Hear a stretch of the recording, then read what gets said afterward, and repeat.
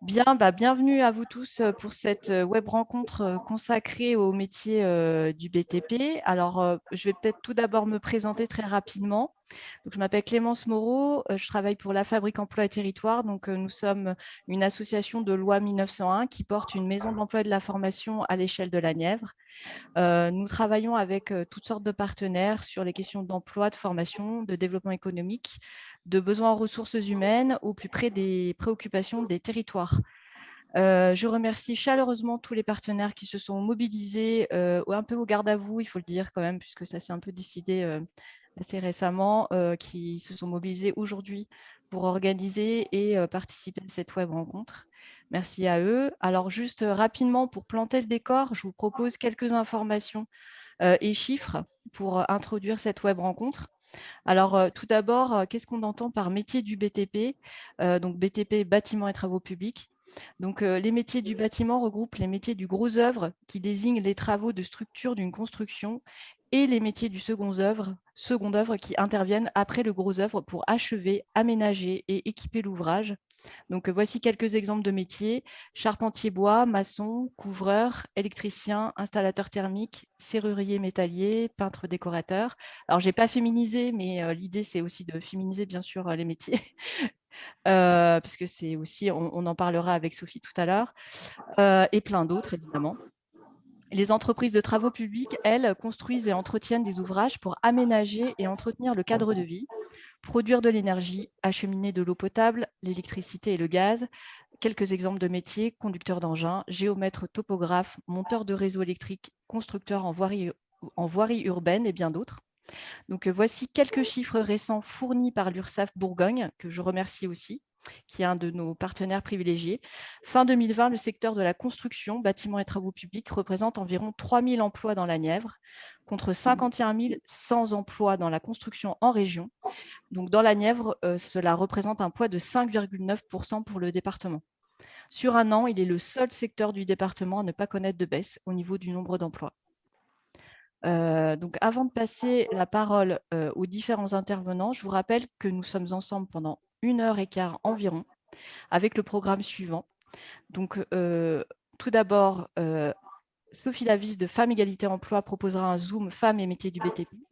Ensuite, on abordera les métiers et besoins RH avec l'intervention du GEC BTP Bourgogne.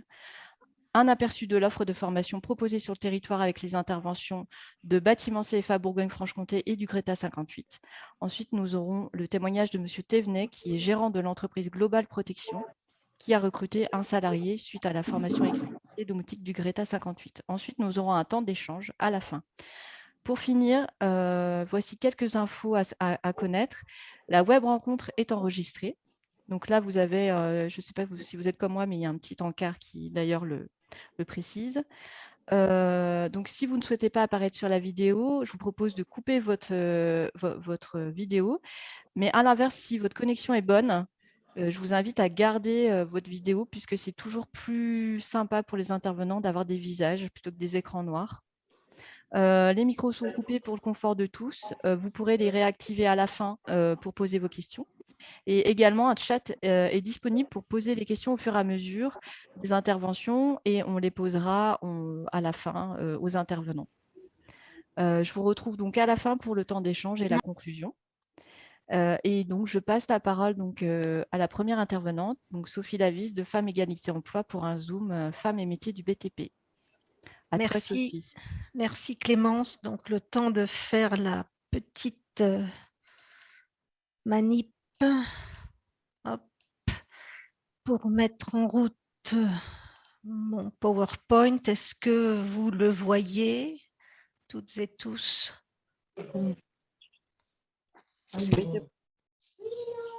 Oui, c'est bon. Ok, très bien. Alors, excusez-moi. Donc, je suis chargée de mission pour une association qui s'appelle FET, Femmes Égalité Emploi.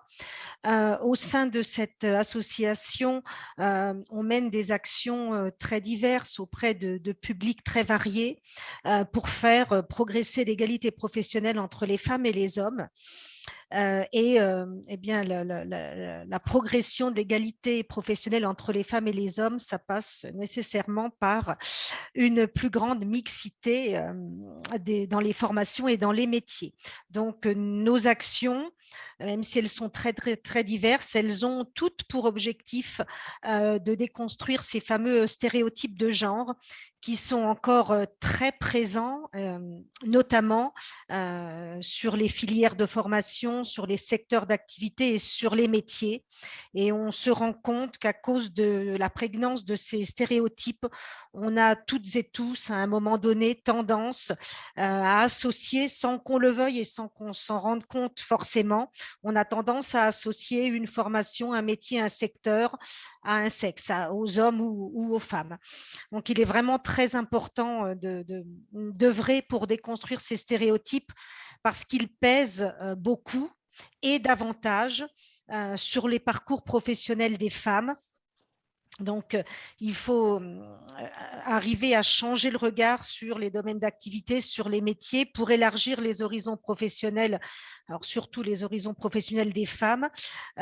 C'est très important hein, quand on sait que les femmes sont en première ligne des temps partiels, qu'elles sont en première ligne des postes les moins qualifiés et en première ligne aussi des bas salaires.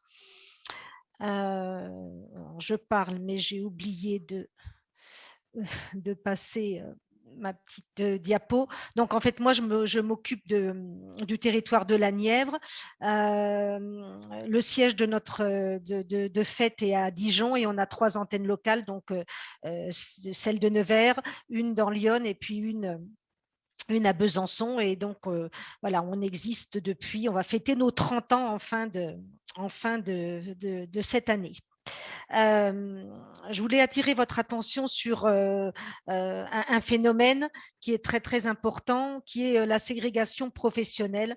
En fait, malgré effectivement des évolutions qui sont là, il y a toujours aujourd'hui ce qu'on appelle une ségrégation professionnelle, c'est-à-dire que les hommes et les femmes n'exercent pas les mêmes métiers.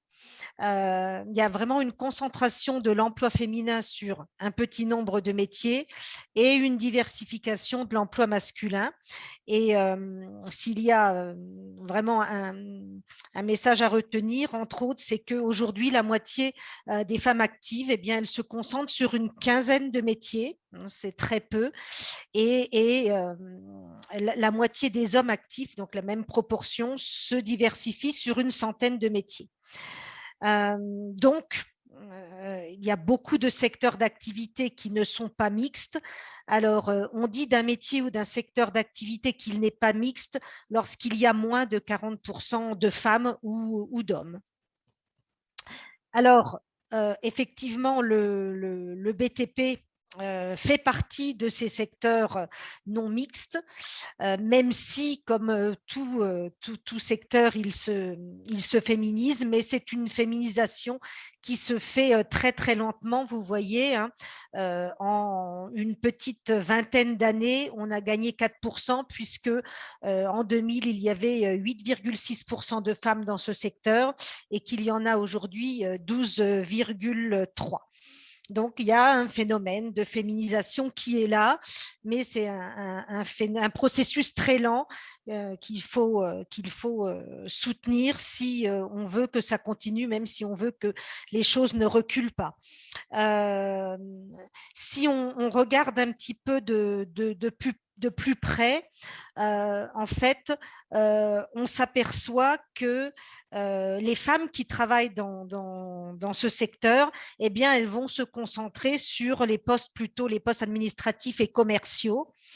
On voit qu'elles ne représentent que 10% des effectifs techniques et d'encadrement.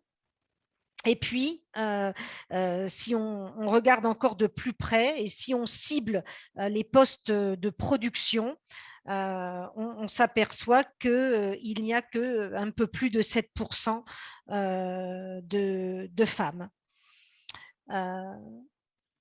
Voilà, donc on s'aperçoit aussi que les femmes ont su se faire une place, alors petite encore, mais dans certains des postes les plus qualifiés, puisque par exemple, elles représentent 19% des ingénieurs du BTP et par exemple 5% de femmes parmi les conducteurs de travaux. Par contre, parmi les chefs de chantier, elles sont moins d'1%.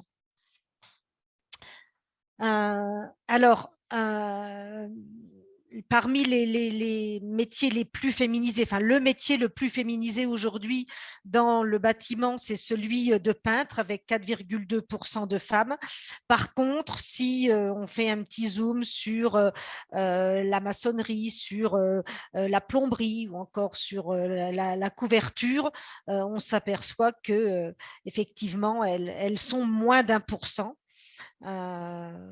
Et si on regarde d'un peu plus près aussi les chiffres, on s'aperçoit que l'électricité se démarque un petit peu avec un petit peu plus, les femmes sont présentes avec un peu plus d'1% sur ce domaine-là.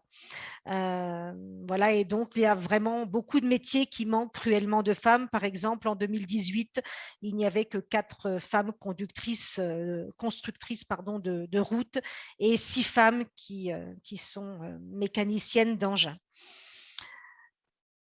Alors pourquoi cette situation et pourquoi si peu de femmes dans ce secteur? Alors la première raison assez évidente que l'on peut imaginer, c'est que comme d'autres secteurs, le secteur, à cause des stéréotypes, il est étiqueté masculin.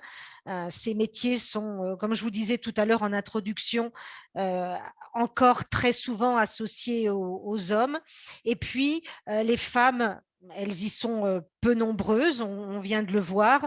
Donc, il y a peu de modèles pour que les femmes puissent s'y projeter. Donc, les filles, les femmes, soit n'envisagent pas du tout ce secteur, ou elles n'osent pas y aller car elles pensent qu'elles n'y auront pas leur place. Et puis, la deuxième raison, c'est que la pénibilité, elle est associée systématiquement à tous les métiers du secteur et la force et l'endurance physique, elles sont très souvent vues comme un prérequis obligatoire. Alors, sans nier, bien sûr, les contraintes physiques importantes de certaines professions du secteur, il ne faut pas oublier que les conditions de travail se sont améliorées, s'améliorent en permanence et que les évolutions logistiques et matérielles font que la pénibilité régresse sur certains métiers. Il existe beaucoup de métiers où il y a moins ou peu de port de charge, où on va aussi travailler en intérieur, par exemple. Et puis, la troisième raison, c'est que on le voit bien lorsque l'on va à la rencontre des jeunes, que ce soit en établissement scolaire ou autre. Les jeunes ont une vision assez parcellaire de tous les métiers qui existent dans ce secteur. Donc, il y a un message à porter, en fait, bien expliquer que tout d'abord, la pénibilité est de moins en moins importante avec la mécanisation et donc voilà, ne pas s'arrêter à ce facteur-là. Insister aussi sur le fait qu'il y a de nombreux débouchés, une grande palette de métiers et puis surtout des formations qui existent du CAP au niveau ingénieur pour arriver à ces métiers, qu'il y a aussi des formations qui sont accessibles sur le territoire pour répondre aux besoins dans ce secteur. Et puis, un message aussi à transmettre aux femmes, leur expliquer aussi que les salaires de ces secteurs sont aussi élevés, parfois plus élevés que tous ceux des métiers sur lesquels les femmes se concentrent. En fait, les témoignages des femmes que l'on a qui travaillent dans ce secteur nous disent que ces femmes qui ont fait le choix du secteur du BTP ont trouvé vraiment leur place dans ce secteur, qu'elles ne veulent pas changer de métier. Elles nous disent qu'elles exercent un métier qui les passionne. Elles insistent aussi sur le fait qu'elles ne connaissent pas la routine parce que les chantiers ne sont jamais les mêmes et donc les tâches sont assez diversifiées. Elles nous disent aussi qu'elles gagnent correctement leur vie. Ce genre de discours aussi, on l'entend de la part de femmes qui se sont reconverties, qui travaillaient auparavant dans un secteur très féminisé et voilà, qui se sont reconverties dans ce secteur et elles nous disent qu'elles gagnent mieux leur vie. Elles nous expliquent aussi que leur intégration au sein d'une équipe souvent quasi masculine s'est dans l'ensemble bien passée, même si elles reconnaissent pour beaucoup d'entre elles la nécessité dans un premier temps de faire davantage la preuve de leurs compétences et de leur légitimité sur le poste. Et puis ces femmes qui témoignent, elles évoquent aussi le plaisir de construire ou de participer à la construction de quelque chose et que c'est pour elles très, très épanouissant. Donc, moi, mes conseils seraient aux personnes qui écoutent et qui peut-être seraient tentées par ce secteur d'essayer de fuir tous les stéréotypes, de ne pas s'auto-censurer, de ne pas se mettre de barrières, tout d'abord de s'informer concrètement sur les métiers, de se montrer curieux, ouvert à la découverte, rencontrer des professionnels, aller à la découverte des métiers dans les entreprises, faire des stages, c'est tout autant de démarches qui peuvent permettre d'affiner le projet professionnel. Et puis aux femmes, le message est bien d'oser faire des choix qui sont moins courants pour les filles et les femmes. Voilà. Et puis pour celles qui seraient engagées déjà dans une voie professionnelle, eh bien, ne pas oublier qu'il est toujours possible de changer de secteur d'activité, de métier, de se reconvertir et qu'il existe notamment, on va le voir, des formations qualifiantes pour cela. Voilà, merci.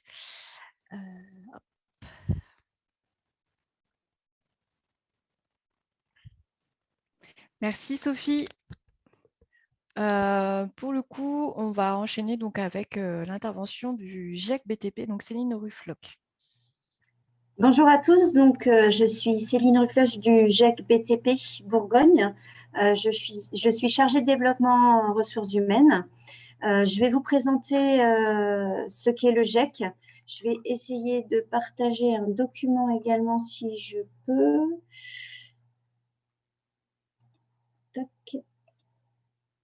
Est-ce que tout le monde voit le document ?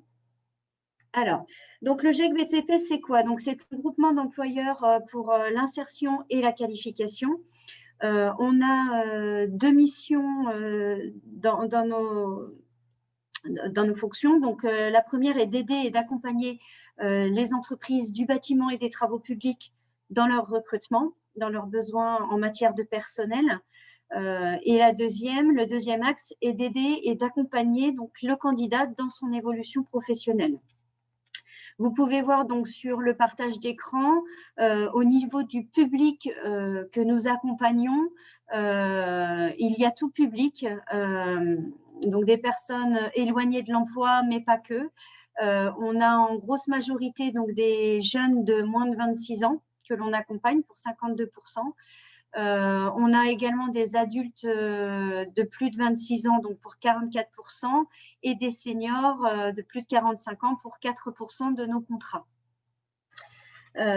Donc, on a à ce jour, donc en 2020, 241 entreprises adhérentes qui adhèrent à notre association, puisqu'on a un format d'association.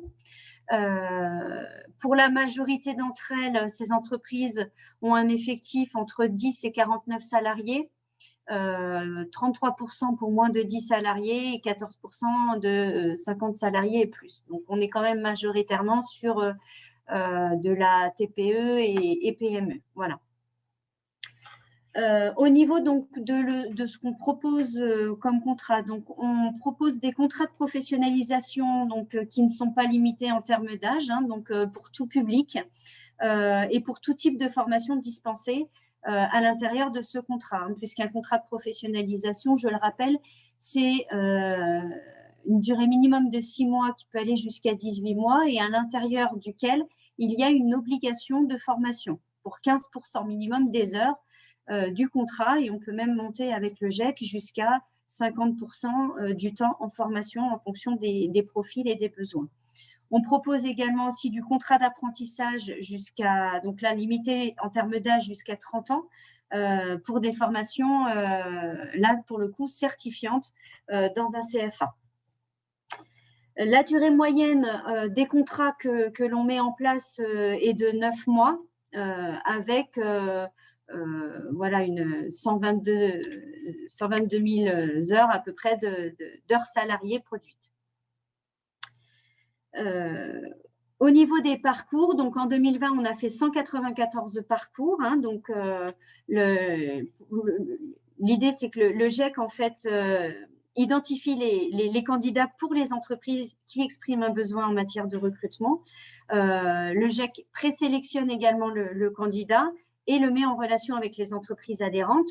Et une fois que l'entreprise retient le candidat, le GEC organise le parcours. Donc, on met en place le contrat, donc contrat de professionnalisation, contrat d'apprentissage en fonction du profil, et on met en place donc le parcours de formation en partenariat donc avec les organismes de formation avec lesquels nous travaillons. Le plan de formation est défini en fonction donc des besoins adaptés au profil, mais aussi en corrélation avec les besoins de l'entreprise adhérente. Ensuite, on se charge donc d'accompagner le salarié dans son parcours de formation en faisant le lien entre l'entreprise utilisatrice et l'organisme de formation. Donc, le GEC reste durant toute la totalité du contrat l'employeur du salarié et nous faisons donc ce qu'on appelle de la mise à disposition pour ces entreprises utilisatrices. Donc, le GEC, étant donné qu'il est l'employeur, porte et gère toutes les contraintes liées au contrat, donc les contraintes sociales, les contraintes administratives et également les contraintes liées au financement des formations et à l'accompagnement des salariés en contrat.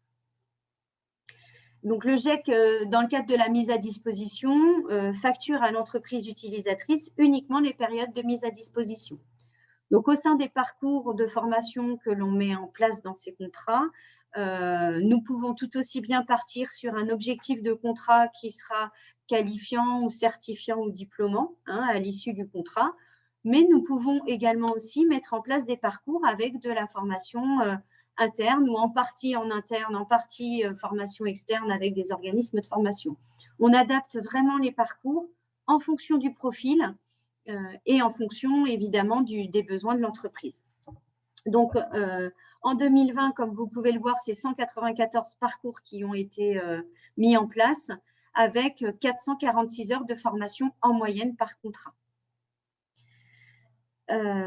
Au niveau donc des sorties sur l'année et des sorties positives liées à ces contrats, donc on a 80% de sorties positives et ces 80% sont répartis pour 31%, l'issue est un CDI, donc dans l'entreprise utilisatrice.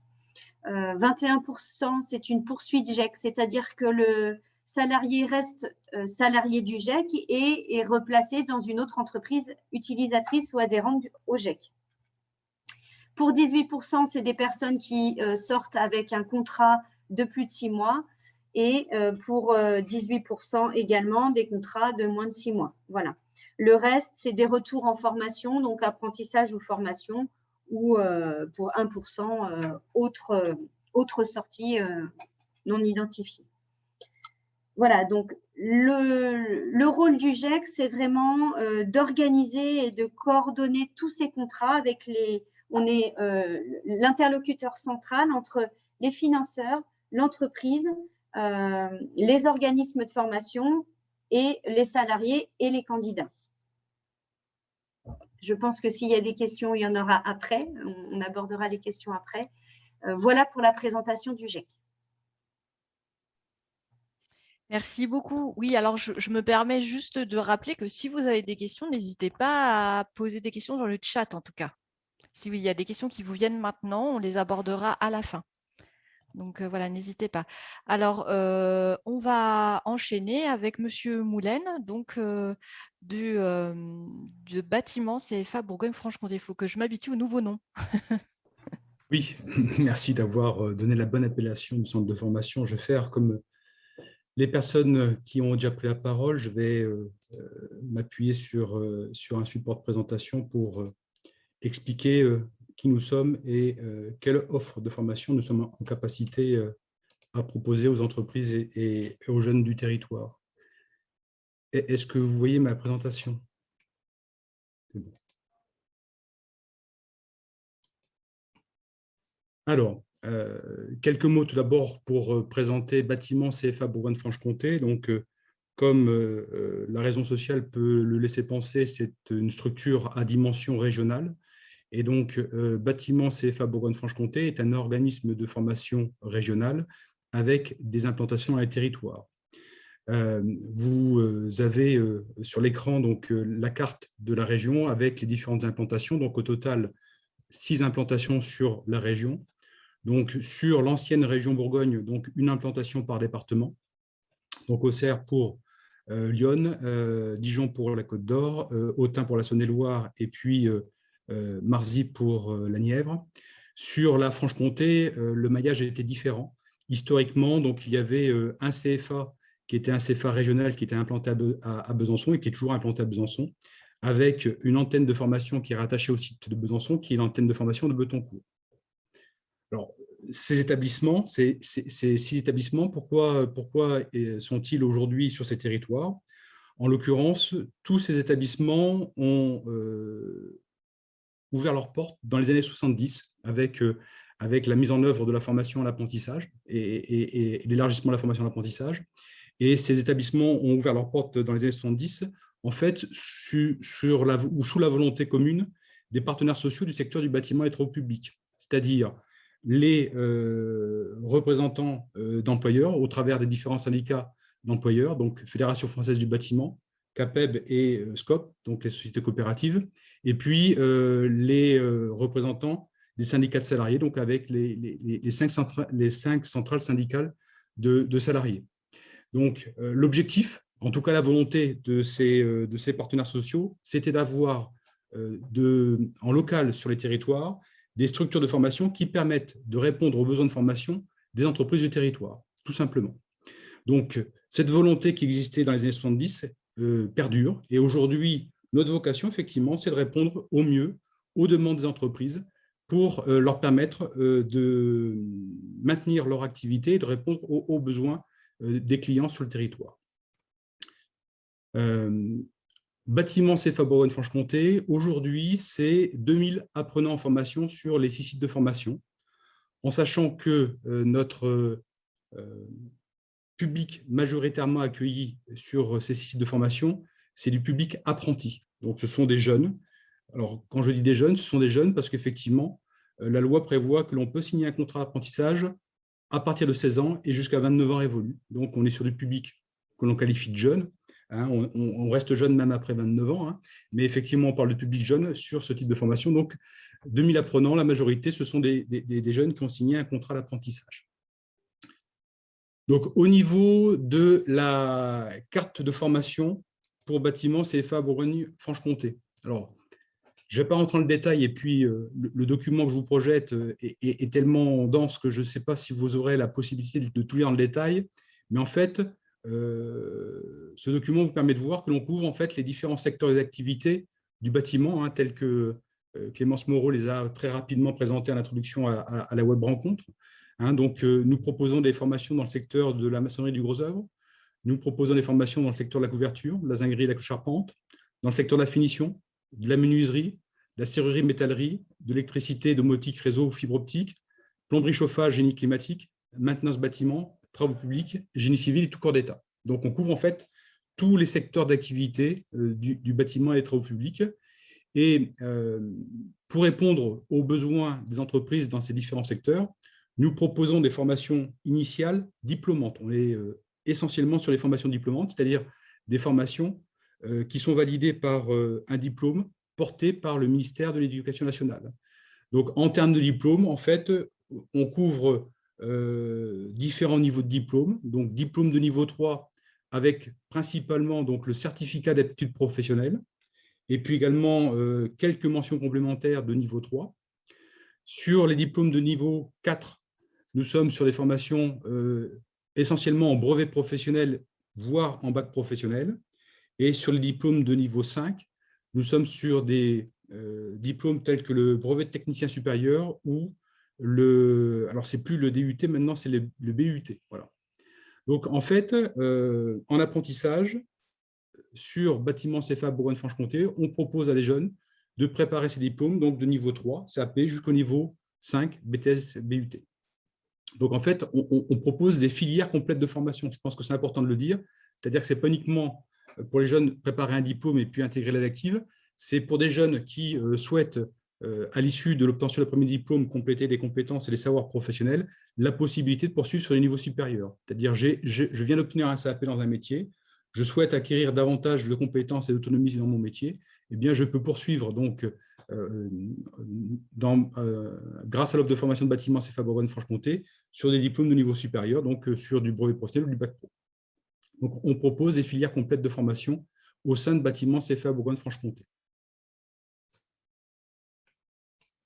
Pour cibler plus particulièrement sur le département de la Nièvre, donc la carte des formations vous est présentée à l'écran. Donc, l'offre de formation de bâtiment CFA Bourgogne-Franche-Comté est relativement riche. Donc, nous ne retrouvons pas l'intégralité de cette offre sur le département de la Nièvre. Comme je vous l'indiquais tout à l'heure, l'objectif, c'est de répondre aux besoins des entreprises et les secteurs qui sont présentés ici correspondent aux besoins exprimés par les entreprises du secteur. Alors, c'est vrai que je parle du département de la Nièvre, mais l'implantation de Marzy à la rencontre de 3 régions, Centre-Val de Loire, Auvergne-Rhône-Alpes et puis Bourgogne-Franche-Comté, fait qu'en fait, nous répondons aux besoins d'entreprises du territoire qui en fait, couvrent ces 3 régions. C'est-à-dire que nous avons aujourd'hui des entreprises qui sont implantées également dans le département du Cher. Nous avons des entreprises qui sont également implantées dans le département de l'Allier. Et en l'occurrence, 80% des entreprises qui nous confient des apprentis en formation sont dans la Nièvre, 15% dans le département du Cher et 5% dans le département de l'Allier. Donc, au niveau de la carte des formations, les secteurs couverts sont la couverture, l'énergétique, finition, gros œuvres, bois, électricité, travaux publics.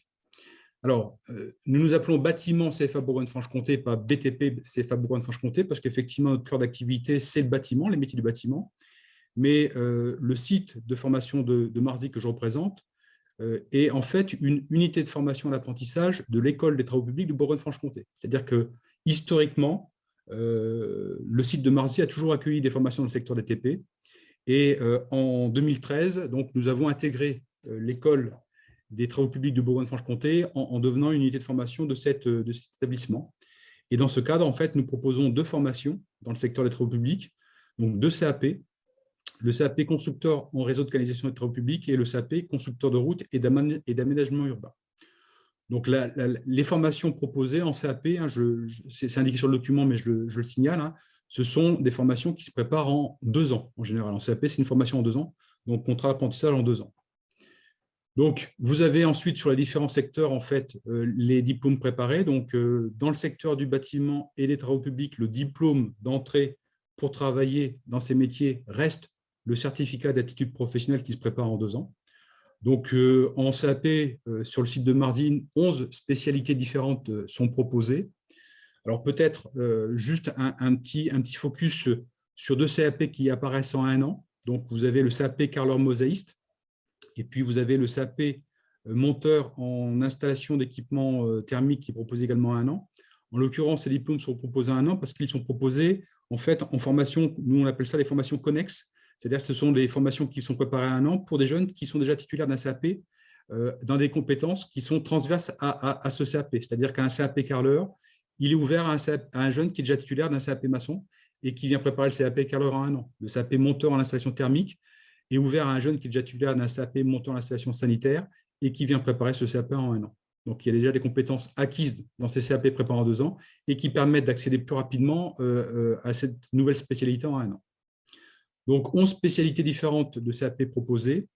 Une mention complémentaire de niveau 3 qui est proposée dans le secteur énergétique, qui est la mention complémentaire maintenance en équipement thermique individuel. Alors, une mention complémentaire, c'est peu connu.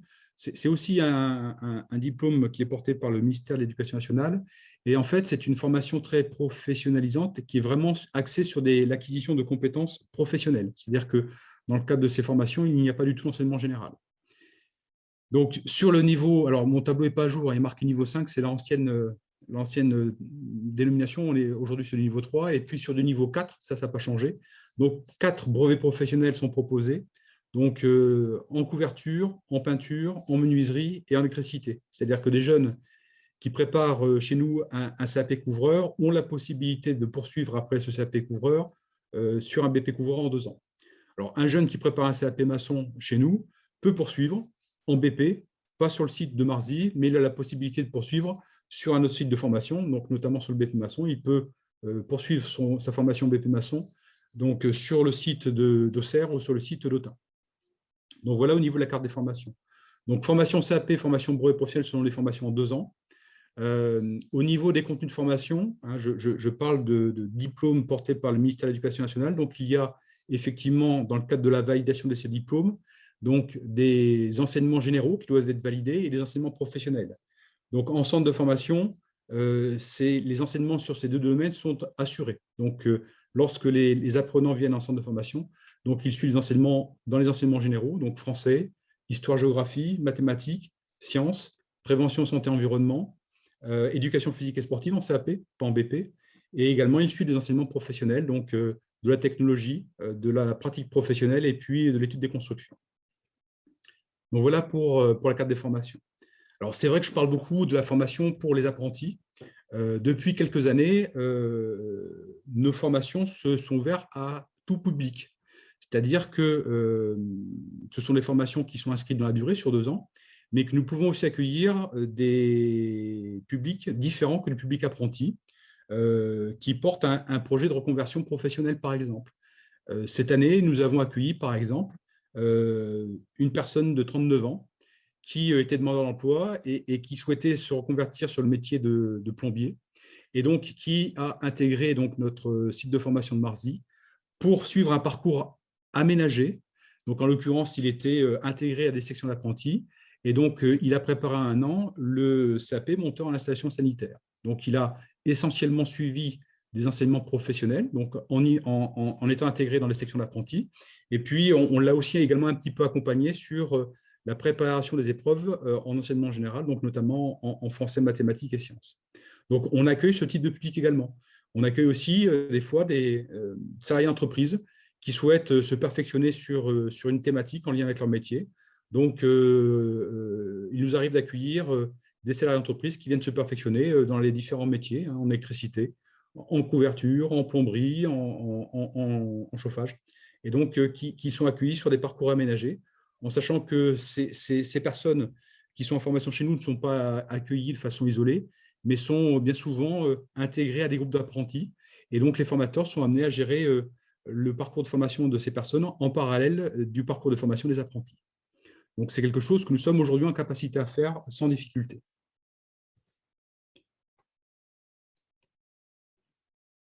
Au niveau de la répartition par métier, alors peut-être une information générale. Tout à l'heure, j'évoquais 2000 apprenants en formation donc au niveau régional. Le site de formation de Marzy, c'est 300 jeunes en formation.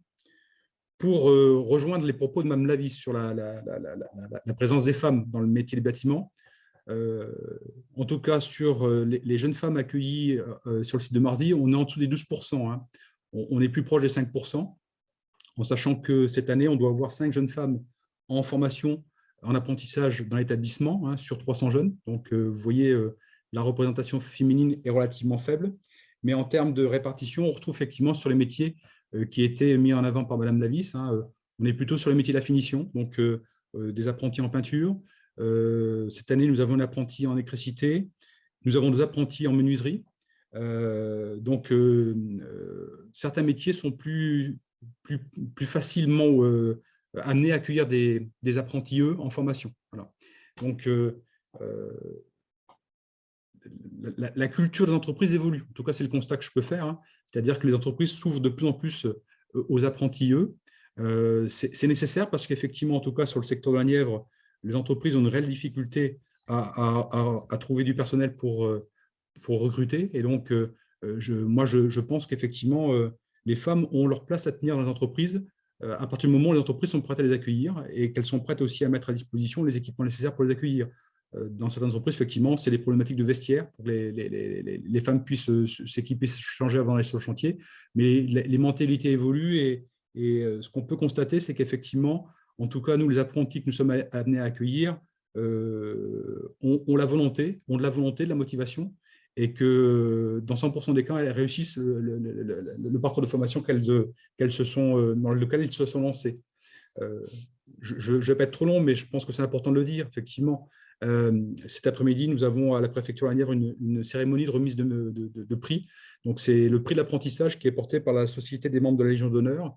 Et donc, nous avions présenté 2 candidats à ce prix. Et donc, nous avons une lauréate qui est une jeune femme qui est apprentie en menuiserie et qui a présenté cette année le diplôme du brevet professionnel en menuiserie. On n'a pas encore les résultats, mais en tout cas, elle a été représentée dans le cadre de ce prix.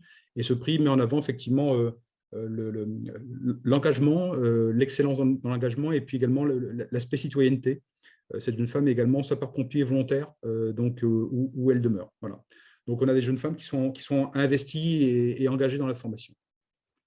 Donc, vous avez là la répartition des apprentis ou des apprenants par secteur d'activité. Hein. La répartition est assez homogène. Hein.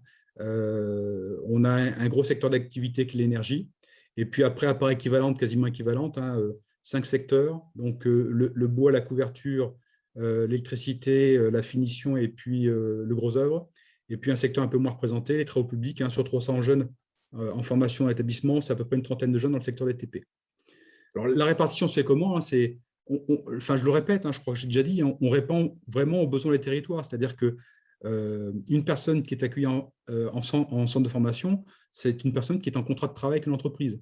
Contrat d'apprentissage, contrat de professionnalisation ou autre type de contrat. Donc, nous, la répartition des effectifs se fait vraiment en lien avec le besoin des entreprises en termes de recrutement. Quelques informations sur les volumes horaires de formation par niveau. Tout à l'heure, j'indiquais qu'un contrat d'apprentissage pour préparer un CAP ou un brevet professionnel, c'est 2 ans de formation. En CAP, sur ces 2 années de formation, c'est 400 heures de formation par an en centre de formation. Donc, ça représente 800 heures sur 2 ans. Mention complémentaire, c'est une formation sur 1 an, donc c'est 400 heures par an. Brevet professionnel, on est également sur le même volume d'heures, donc 400 heures de formation par an. Sur les bacs pro, donc bac pro 3 ans ou bac pro 2 ans. Bac pro 3 ans en seconde, c'est 400 heures, après 650 heures par an sur la première et terminale. Et puis sur le bac pro 2 ans, donc on est uniquement en première et en terminale, donc on est sur un volume de 1350 heures au total. Et puis BTS également, 675 heures par an, donc un total de 1350 heures par an. Donc 35 heures de formation par semaine sur site. La répartition, c'est à peu près 15 heures en enseignement professionnel, donc sur de l'atelier à technologie.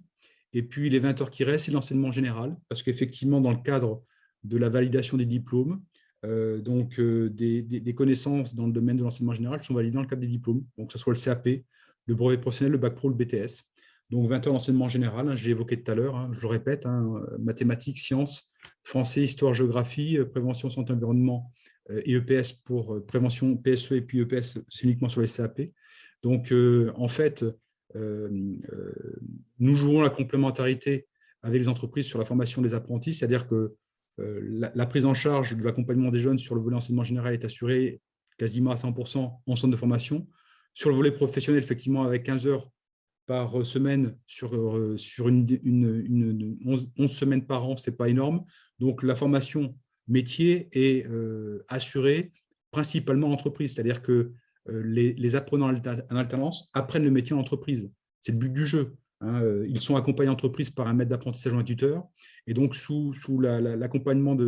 avec l'accompagnement de ce maître d'apprentissage ou ce tuteur, ils découvrent le métier en situation réelle sur le chantier. Ils apprennent effectivement le métier directement sur le chantier. Et donc, notre vocation, nous c'est de venir un peu en complément de ce qui se fait en entreprise, sur des compétences, des fois, qu'il est plus compliqué d'activer en entreprise, ou que certaines entreprises n'activent pas parce que l'activité de l'entreprise ne le permet pas. Donc, le métier, pour l'apprenant, il se découvre, il s'apprend sur le terrain en entreprise.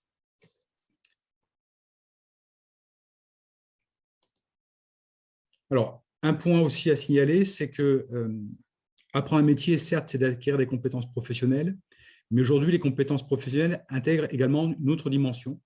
Donc, c'est notamment l'environnement et le développement durable, et puis tout ce qui est le champ réglementaire de la santé et sécurité. Un bon professionnel aujourd'hui dans le secteur du bâtiment, c'est quelqu'un qui est en capacité à se préserver, c'est-à-dire à rester en bonne santé, et puis à faire en sorte que les personnes avec qui il se trouve sur le chantier restent aussi en bonne santé.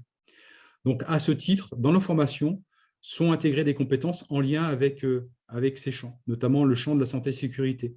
Donc, lorsqu'on apprend le métier de couvreur, on va apprendre effectivement les savoirs en lien avec la couverture, on va apprendre aussi les gestes en lien avec la pose de couverture, mais on va aussi traiter d'autres compétences qui relèvent du champ de la santé et sécurité. Donc, on va travailler sur la prévention des risques liés aux activités physiques, ce pour prévenir les TMS, les troubles musculo-squelettiques. On va aussi se préparer au titre de sauveteur secouriste du travail. Un apprenti qui prépare un CAP doit obligatoirement se présenter à ce titre, parce qu'il y a obligation d'avoir sur un chantier au moins un sauveteur secouriste du travail. Donc, tous les jeunes qui préparent un CAP sont préparés à ce titre. Donc, ils se préparent au titre de sauveteur secouriste du travail. Dans certains métiers, les intervenants sont amenés à travailler à proximité de l'installation électrique. Donc, ils doivent être préparés aux risques électriques. Donc, dans certains métiers, ils sont préparés aux habilitations électriques. Donc, certes, cela paraît aller de soi lorsqu'on est électricien, les risques électriques, on y est confronté au quotidien, donc il faut être habilité. Mais sur certains métiers, tels que les métiers de peintre, les métiers de plombier, les métiers de chauffagiste, eh bien, on est amené à intervenir à proximité ou sur des installations électriques. Donc, il faut être également habilité pour pouvoir réaliser ces travaux sur ou à proximité d'installations électriques. Lorsqu'on est peintre, lorsqu'on est maçon, lorsqu'on est couvreur, on travaille en hauteur. Donc, il faut être en capacité à travailler en hauteur, donc sur l'échafaudage. Il faut aussi être en capacité à démonter un échafaudage. Donc, on met en place des formations de montage, démontage d'échafaudage ou les formations d'utilisation d'échafaudage. Aujourd'hui, tous les métiers sont amenés à intervenir à proximité de réseaux. Donc, les réseaux, c'est quoi?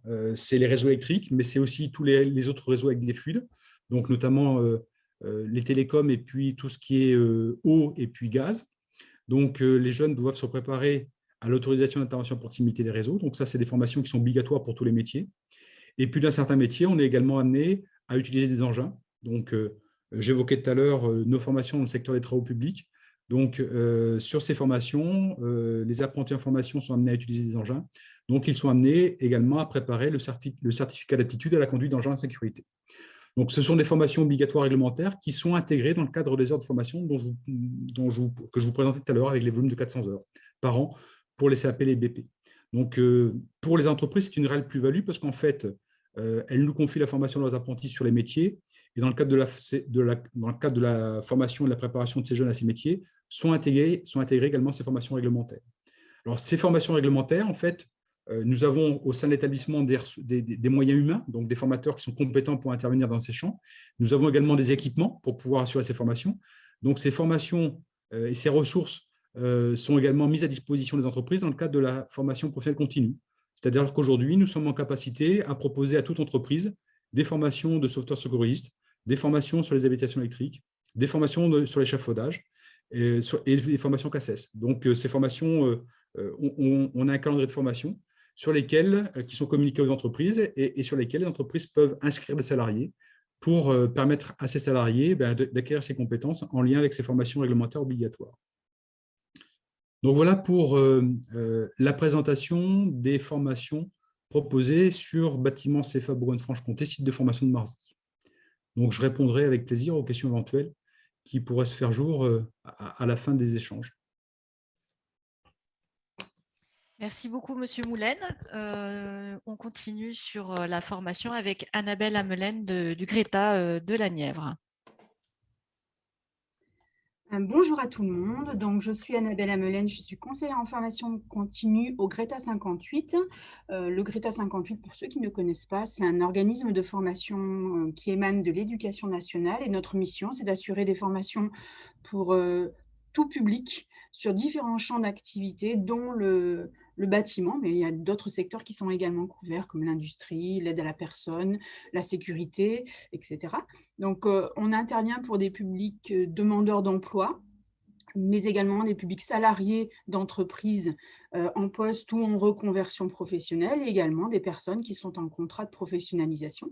Donc, l'idée, c'est on fasse un petit zoom sur le métier d'électricien, mais juste avant de pouvoir vous présenter la formation qui permet de former à ce métier-là, juste un petit rappel pour vous dire que dans la Nièvre, il y a de nombreuses formations qui sont mises en place en formation continue pour les demandeurs d'emploi dans le domaine du bâtiment. Et je vais citer notamment le programme régional du Conseil régional de Bourgogne-Franche-Comté qui met en place sur la Nièvre de nombreuses formations dans les domaines de la finition, de la construction bois, de la maçonnerie, et bien entendu sur l'électricité.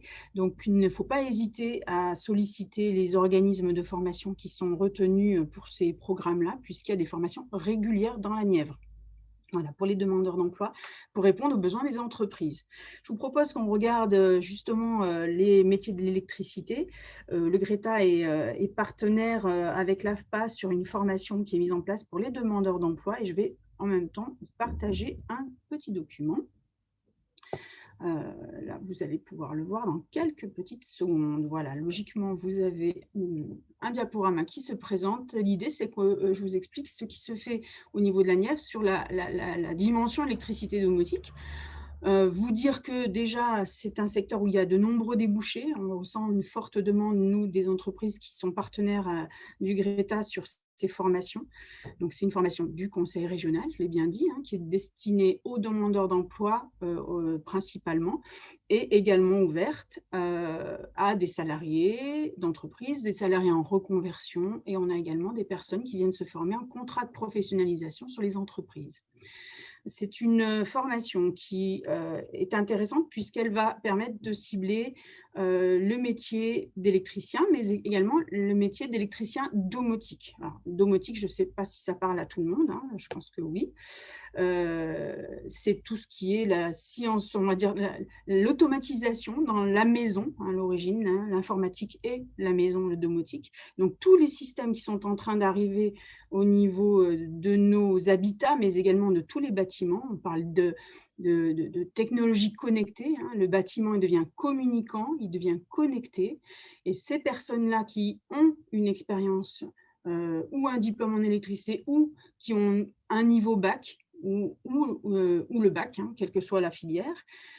Et si ces personnes-là aiment les nouvelles technologies, c'est vraiment un profil qui est très intéressant pour se former, pour devenir technicien du bâtiment communicant et connecté.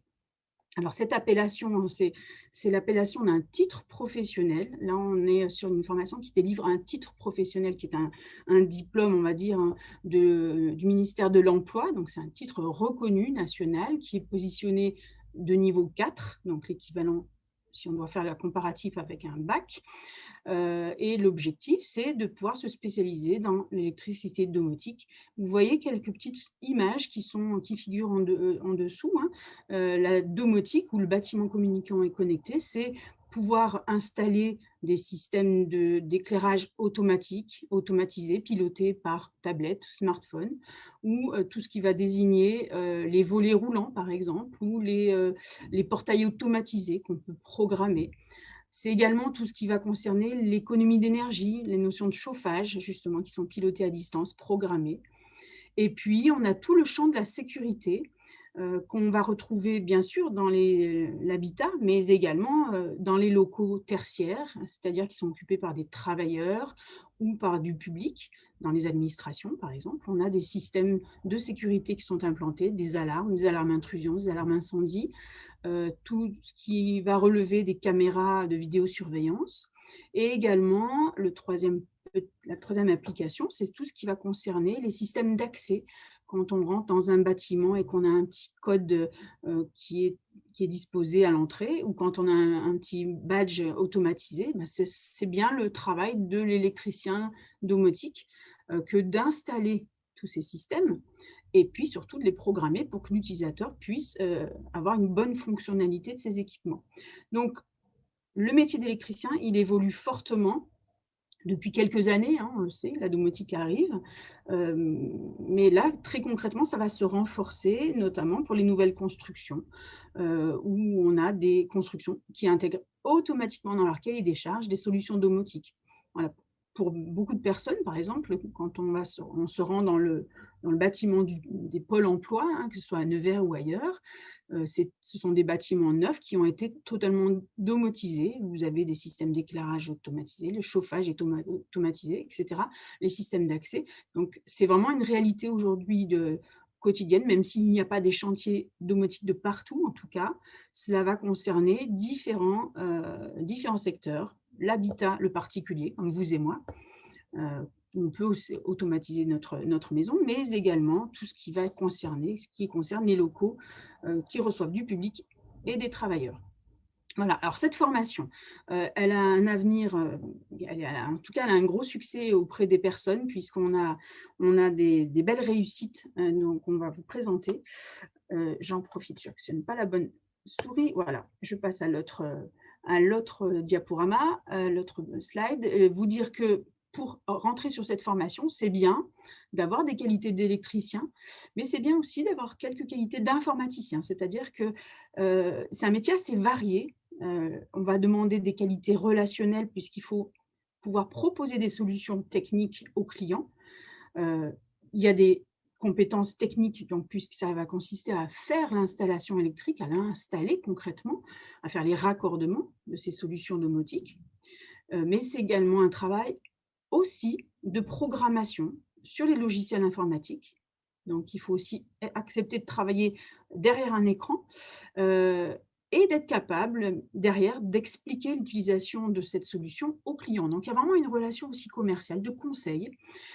Et la troisième des compétences demandées, c'est aussi des compétences de maintenance, puisque la personne va être aussi amenée à intervenir sur des chantiers après de maintenance, de dépannage. Donc, c'est une évolution sur l'emploi de ce niveau 4. On est vraiment sur un domaine, on va dire, des compétences du technicien, avec une palette de compétences assez large. Donc ça, c'est intéressant, je pense, pour les personnes. C'est une formation qui apporte vraiment de nombreux débouchés. Nous sommes à la 4e promotion. Il y en a 2 qui sont encore en cours, mais on a déjà 2 groupes qui sont sortis avec donc 100% de réussite aux examens, puisqu'il y en a nombreux, enfin ils sont assez nombreux, il y a beaucoup de qualifications qui sont proposées. Et sur le premier groupe, nous avons eu 100% d'insertion immédiate à la sortie de la formation, essentiellement chez les entreprises qui avaient accueilli les stagiaires. Et puis pour le deuxième groupe, on a eu 86% d'insertion directe immédiate, notamment la seule personne qui n'a pas été recrutée, c'est celle qui n'a pas réussi à ses examens. Donc, c'est quand même une très belle réussite. On était surpris parce qu'on ne s'attendait pas à autant de besoins de la part des entreprises. On a une entreprise, en l'occurrence, qui a recruté quasiment 7 personnes sur les 2 promotions et qui attend les prochaines. Donc, ça rencontre un vrai besoin au niveau des entreprises. C'est une formation qui est assez dense, elle est intéressante parce que justement, elle est complète. Elle permet de valider un titre professionnel de niveau 4. Elle permet également de proposer des formations complémentaires avec des certifications complémentaires. Je vais vous passer une diapo qui va vous montrer le contenu de la formation. Je ne vais pas rentrer trop dans le détail, mais vous voyez que la formation est composée d'apprentissage du métier avec des blocs de compétences où à chaque fois qu'on fait une formation, un enseignement sur le bloc de compétences. À la fin, on fait un stage et après le stage, on passe son examen de bloc de compétences et on valide son bloc. On peut passer au bloc numéro 2 pour faire la même chose. On voit les différences. Et là, j'attire votre attention sur la partie centrale du diaporama avec la partie qui va concerner toutes les certification en sécurité et en transition énergétique, qui sont des modules recommandés obligatoires par le conseil régional. Donc, pour tous ces stagiaires, le conseil régional souhaite que derrière, les candidats sortent avec un CACES nacelle, donc ce qu'on appelle plateforme élévatrice de personnes, le SST pour le secourisme, M. Moulin en a parlé également, le montage d'échafaudage R408, donc échafaudage fixe. RETEL, ça c'est en partenariat avec l'AFPA, c'est tout ce qui va concerner l'économie d'énergie dans le bâtiment et comment ça impacte justement chaque corps de métier. CaliPV, c'est une certification qui permet pour un professionnel d'être reconnu sur la capacité à faire du raccordement de panneaux solaires photovoltaïques. Donc, c'est assez rare dans la région et cette formation, nous emmenons nos stagiaires se former à Auxerre et c'est un gros plus qui est reconnu par les entreprises puisque ce sont des formations qui permettent aux employeurs d'être reconnus RGE, garant de l'environnement, et qui donnent des crédits d'impôt pour les clients sur leur marché, donc c'est très important. Et puis, bien entendu, l'habilitation électrique qui est fondamentale. Voilà, donc c'est un parcours très complet qui est individualisable, on peut s'arrêter sur un bloc de compétences, on peut faire la totalité, on peut très bien faire un module de remise à niveau en amont, on peut très bien décider d'interrompre la formation après un bloc, d'aller travailler, puis de revenir. Et puis, on peut également interrompre la formation et la poursuivre en contrat de professionnalisation. Voilà, c'est une formation assez souple.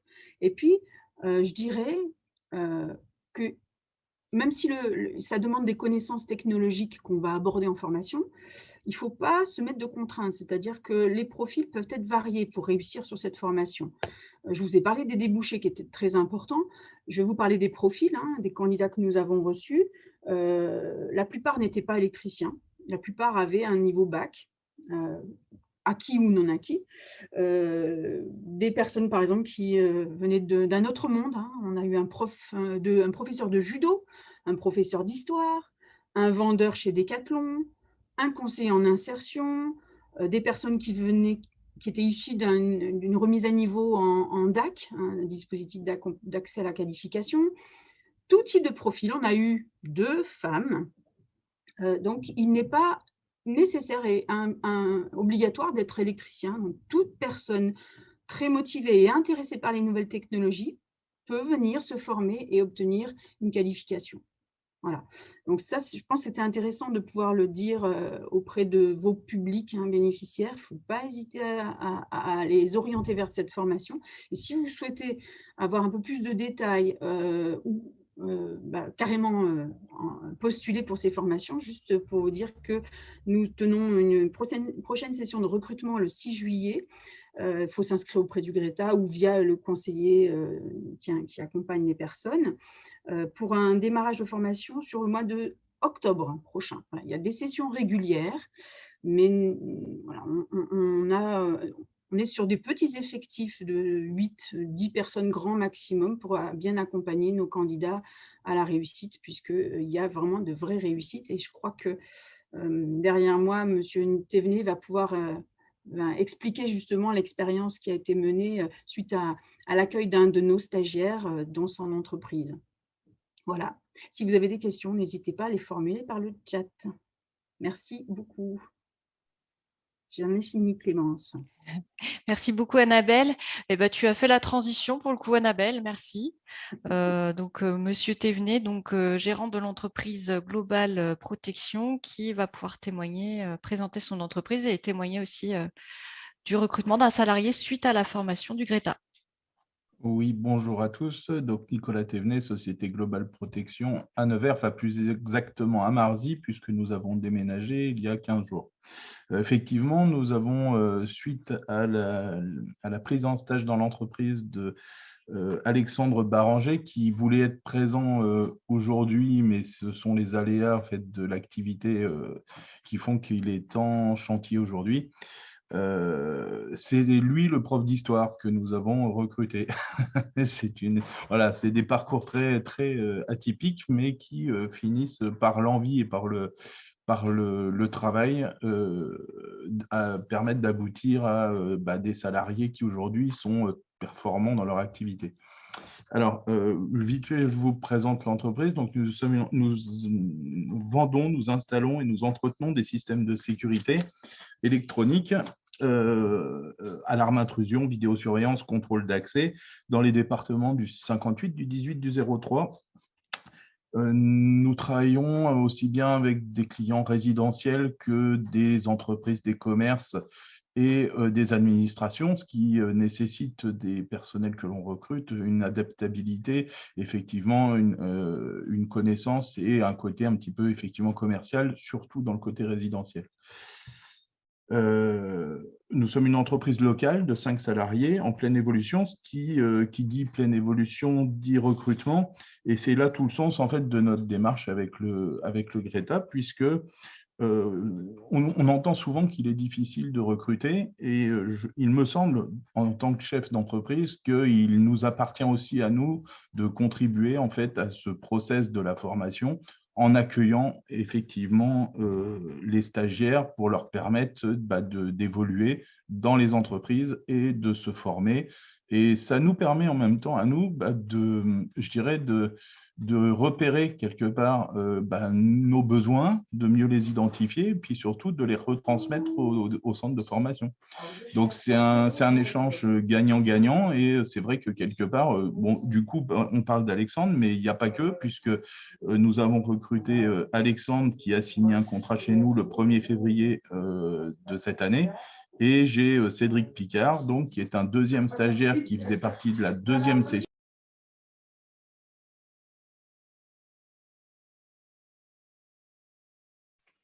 Le micro qui a été coupé. Attendez. On ne vous entend plus. Oui, c'est bon. C'est bon? Oui, vous êtes revenu. Je disais, oui, nous avons Alexandre Baranger qui a signé au mois de février un contrat en CDI chez nous. Et nous avons Cédric Picard qui faisait partie donc du deuxième groupe de formation du GRETA, que nous avons également pris en stage et qui va signer un contrat pour le 5 juillet et qui va démarrer chez nous le 5 juillet, également en CDI. Donc voilà, on est vraiment dans cette logique de formation. Nous avons eu un appel d'ailleurs il y a quelques jours et nous prenons un stagiaire au mois de septembre, un nouveau. Donc l'aventure continue. Voilà. Alors, dans nos recherches de recrutement, on a l'habitude de chercher plutôt dans des profils avec des compétences électriques, électrotechniques et informatiques. Et c'est vrai que de plus en plus, la notion d'informatique prend une part importante dans nos recherches parce que tous nos systèmes aujourd'hui rentrent dans le cadre de la domotique et de l'informatique. Voilà. Que ce soit l'alarme, la vidéo, tout aujourd'hui rentre dans ces créneaux-là.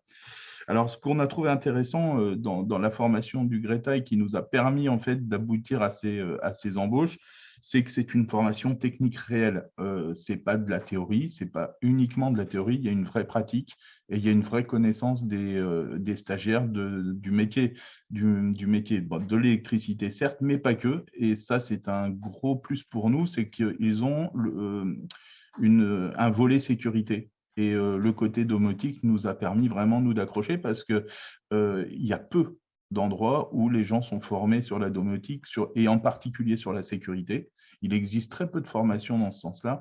Et quelque part, nous, ça a été un plus. On a dit, OK, il y a des formations dans notre métier, on joue le jeu, on essaye de dire, on va apporter notre petite pierre. Et puis voilà. Et au final, on se rend compte que cette petite pierre, elle est importante dans le cursus de la formation de ces jeunes, mais elle est aussi importante pour nous parce qu'à l'inverse, on a su aussi profiter, en fin de compte, par exemple, d'Alexandre qui arrive avec des compétences électriques larges. Et ça nous a permis d'ouvrir dans notre entreprise, d'élargir notre activité à de l'électricité pure, alors sur des choses très, très limitées malgré tout, mais malgré tout, c'est une évolution de l'entreprise qui se fait par rapport à l'entrée de nouvelles personnes. Donc, c'est ce que je vous disais tout à l'heure. Moi, je le vois comme quelque chose de gagnant-gagnant. C'est important pour nous, c'est important pour eux.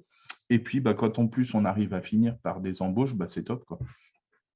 Donc voilà, je retrouve également quelque chose de très intéressant et qui apparemment est identique sur l'ensemble des formations, mais quand on parle de formation SST, travail en hauteur, qualif, CACES, etc., pour nous, c'est un vrai plus. C'est clair que le fait on puisse embaucher quelqu'un avec toutes ces qualifications au moment où il arrive, c'est un gain de temps énorme et c'est en gros, on peut démarrer le boulot dès le lendemain parce qu'ils arrivent avec la capacité de travailler. Voilà. Et c'est top pour nous. Donc, c'est vrai que le fait que soient intégrées ces formations-là dans les process de formation nous intéresse, nous, en tant qu'employeurs. Et puis, bah, voilà, je pense que j'ai fait le tour. Alors, je vous remercie. Et puis, merci de nous avoir accueillis sur ce temps de parole. Merci à vous. Merci à vous. C'est plutôt à nous de vous remercier d'avoir pris de votre temps pour témoigner. Donc, c'était un témoignage particulièrement, je pense, parlant pour les participants. Donc, merci beaucoup, Monsieur Thévenet. Je vous propose alors, nous n'avons pas eu de questions dans le chat, mais il n'empêche que si vous avez des questions, vous pouvez activer votre micro et poser vos questions en direct aux intervenants si vous le souhaitez. C'est le moment. Moi, j'ai vu une question qui me semble destinée quand même. Est-il possible de positionner un jeune au CFA tout au long de l'année? Madame Vavon. Ah, pardon. Je n'ai pas vu cette question. J'ai pris Autant pour moi. Mais il n'y a pas de problème. Bon. Alors effectivement, avec la loi pour la liberté de choisir son avenir professionnel du 5 septembre 2018, aujourd'hui, un employeur, un jeune peuvent signer un contrat d'apprentissage tout au long de l'année. Donc ça, c'est quelque chose que nous vivons au quotidien depuis maintenant 2 ans. Donc, nous sommes organisés aujourd'hui, en fait, pour pouvoir permettre à un jeune qui a trouvé une entreprise pour signer un contrat d'apprentissage, pour pouvoir démarrer sa formation en cours d'année. Donc, aujourd'hui, on sait faire. C'est-à-dire que la durée du contrat, naturellement, est adaptée au profil du jeune et puis au moment où il arrive. Et puis, son accompagnement en formation est aussi adapté en fonction de sa date d'arrivée, des objectifs et puis de son profil. Donc, nous sommes organisés pour pouvoir répondre à cette demande.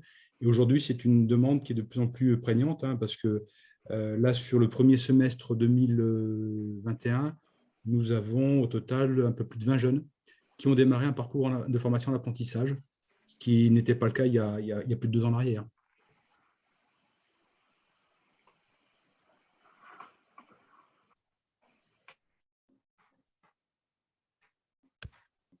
Est-ce qu'il y a d'autres questions? N'hésitez pas.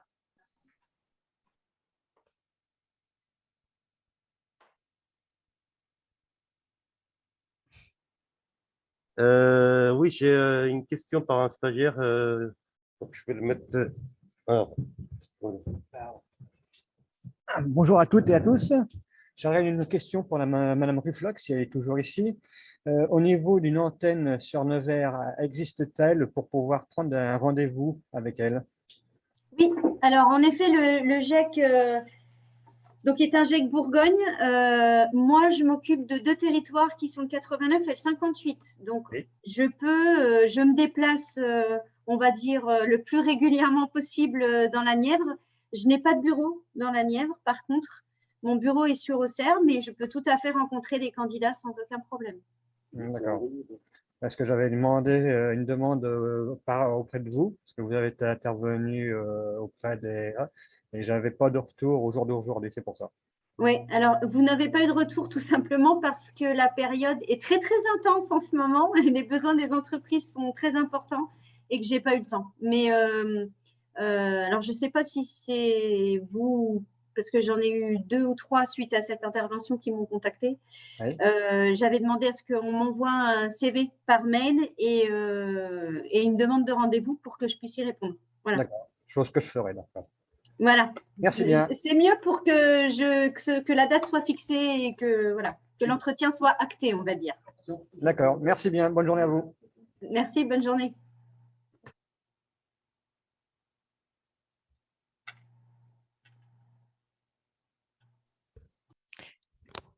Bien.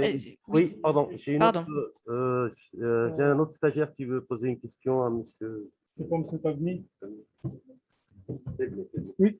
Bonjour à tous. Je me permets d'envoyer un message au monsieur Tavni si c'est possible. Allez-y, il vous écoute. Voilà, c'est un message qui est adressé à M. Tedny. C'est par rapport voilà, ma question, c'est s'il y a une possibilité de prendre un deuxième stagiaire pour le groupe 3 au cours du mois de septembre, toujours dans le cours de ma formation. Alors, par principe, je dis jamais non, mais pour le coup, on essaye de prendre des stagiaires, mais on les prend un par un. Le but du jeu, c'est aussi de pouvoir s'occuper d'eux correctement. D'accord. Et alors, au mois de septembre, on ne sait pas trop où on en sera. J'ai accepté aujourd'hui une personne qui nous a sollicité avant-hier. Comme ça, je dis pas non. Envoyez-moi un CV, contactez-nous, envoyez-moi un CV et puis on verra. Parce que c'est sans vous faire de promesses, parce que je veux vraiment, quand on prend quelqu'un, c'est de pouvoir, s'en occuper, l'accompagner et être vraiment dans une démarche où on va lui apporter quelque chose. Voilà, vous n'êtes pas là juste pour combler des trous, faire des choses comme ça. Et il y a un vrai travail derrière, donc il faut qu'on puisse le faire. Voilà, je ne vous promets pas, mais vous pouvez vous récupérer les coordonnées de l'entreprise, vous nous envoyez quelque chose, mais c'est sans promesse. Hein. Oui, effectivement, je me suis déplacé chez vous, mais vous avez déménagé entre-temps. D'accord. Et voilà, si je regardais sur la porte, il n'y avait pas vos coordonnées de la nouvelle adresse. Là, j'ai essayé de regarder sur Internet et après, il y a une possibilité de… Ouais, mais n'hésitez pas. Bien sûr. Envoyez-nous les éléments. Voilà, je ne vous promets pas, mais on regardera si l'activité le permet, si les déplacements le permettent, parce qu'il y a aussi ça. On a une activité qui nous oblige à des déplacements réguliers, donc il faut qu'on ait toujours quelqu'un qui puisse s'occuper de votre formation. Normal. Voilà. Donc, envoyez-moi, on en Je fais nécessaire, pourquoi pas. Merci. D'accord, c'est gentil. Merci beaucoup, Thierry. Au revoir. Je propose pour M. Lotfi, c'est de transmettre les coordonnées de Global Protection, Nicolas, si tu es d'accord. Oui, pas de souci. Je transmettrai à M. Lotfi ton mail. Pas de problème. Merci.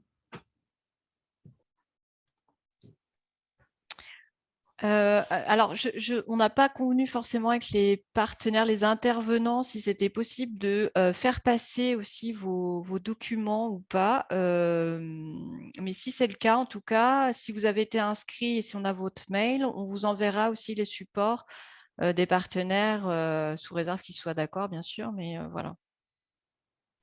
Tu as mon accord, Clémence. D'accord. Tu as mon document, donc il n'y a pas de problème. Donc, pour les autres, vous me l'envoyez. Le document aussi par mail. Voilà. Comme ça, au moins, il y a aussi des contacts pour les personnes, c'est plus simple. Est-ce qu'il y a d'autres questions ou pas? Parce que visiblement, c'était très clair. Donc, je ne sais pas s'il y a d'autres questions. S'il n'y en a pas, à ce moment-là, je vous propose de clore cette web rencontre, en tout cas. Vraiment, dernier, d'accord. Bon, je pense qu'on va. Alors, je vous remercie tous d'avoir été présents aujourd'hui. Je remercie les intervenants et les participants. Alors, nous, on a également une petite demande pour le coup, c'est qu'on aimerait savoir, pour notre information, comment vous avez eu l'information. Alors, pour le coup, je ne m'adresse pas aux intervenants, mais aux participants. Donc, on va vous envoyer un petit sondage.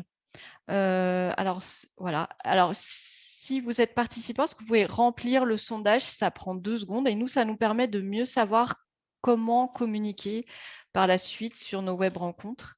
Et voilà, donc je vous remercie de remplir le sondage et ça me permet aussi de conclure et de vous dire que la web rencontre donc, qui a été enregistrée, elle sera disponible sur notre chaîne YouTube prochainement et donc j'enverrai aussi les différents documents confiés par les partenaires courant de semaine prochaine à tous les participants.